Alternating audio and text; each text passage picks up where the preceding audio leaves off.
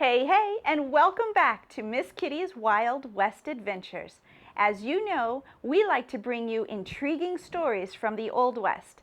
Well, hold on to your cowboy hats because before Mata Hari, before Ethel Rosenburg, there was Pauline Cashman, spy of the Cumberland.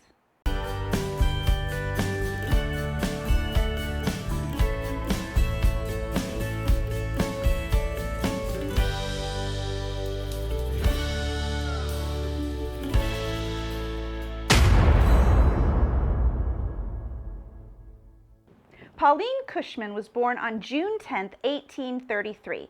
At that time, she was known as Harriet Wood. She was one girl with 7 brothers, so she learned early on how to ride horses, shoot guns, and canoe and fish down the river. And I live in a van down by the river. At the age of 18, she moved to New York. New York City! To pursue her lifelong dream to become an actress. At that time, she changed her name to Pauline Cashman. The last name was in reference to her favorite stage actress, Charlotte Cashman.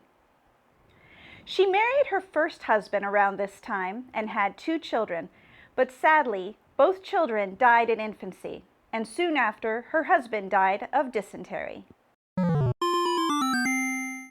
Game over.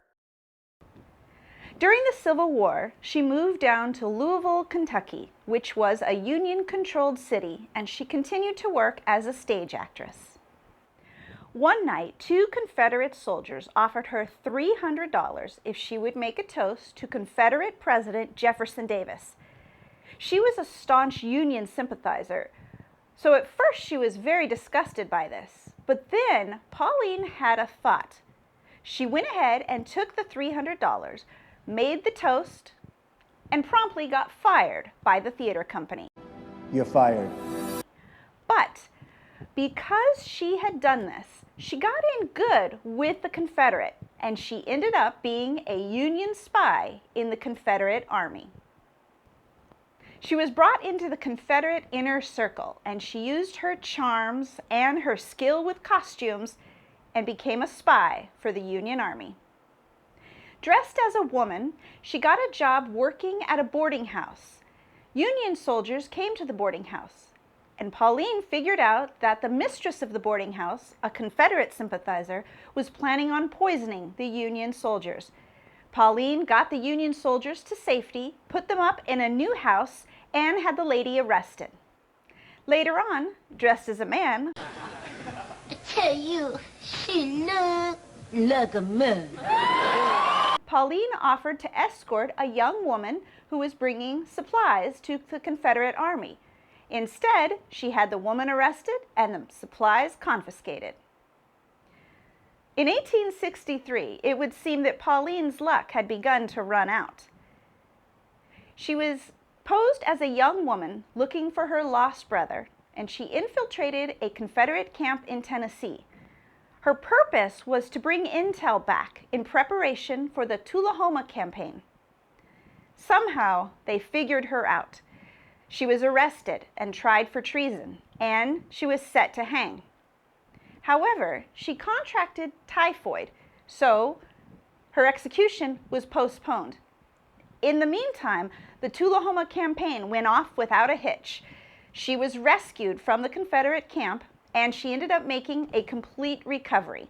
When the Civil War ended, she was finally given a Union officer's uniform, and she was given the title Miss Major, and she even toured with P.T. Barnum, billed as the Spy of Cumberland.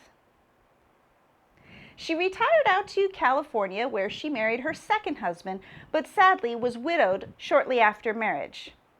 She returned to Arizona in the 1870s, and she married Jerry Fryer in Florence, Arizona. You know Florence? If you'd like to know more about the history of Florence, be sure to check out some of my other videos. Together, they ran a boarding house and livery stable in Casa Grande, Arizona. And then one day, she told him the great news. They were expecting a child. Telling her husband she feared giving birth in the wilds of Arizona territory, Pauline went to San Francisco to have the baby, and she returned sometime later with a beautiful baby girl she named Emma. She was the light of her parents' eyes. But sadly, Emma suffered from a seizure disorder. So Pauline and Emma went to Montana to seek treatment. Unfortunately, no treatment would work, and Emma would end up passing away in Montana. Pauline returned to Arizona, and she and Jerry comforted each other in their joint loss.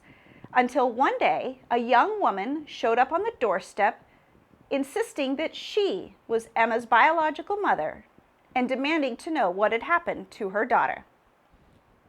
This woman was a young, unmarried sex worker who had gotten pregnant. She and Pauline cooked up an idea that Pauline would adopt the child and raise her as their own because her own marriage was having problems. Everything seemed fine until the biological mom found out that her daughter had died and blamed Pauline for the death. Unfortunately for Pauline, Jerry, when he found out about Emma's true paternity, ended up leaving Pauline. As for Pauline, she ended up returning to California, and she spent her final days in San Francisco.